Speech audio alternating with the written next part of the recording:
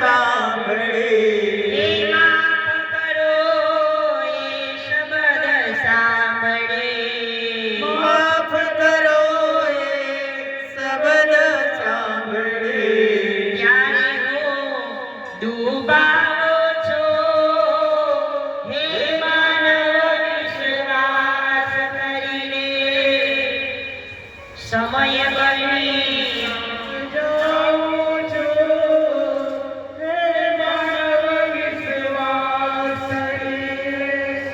ભગવાનની પરીક્ષા કરવા કઈ ને કઈ સ્વરૂપ ધારણ કરે એ પરીક્ષા જો તમે ફેલ થઈ ગયા પછી પૂરું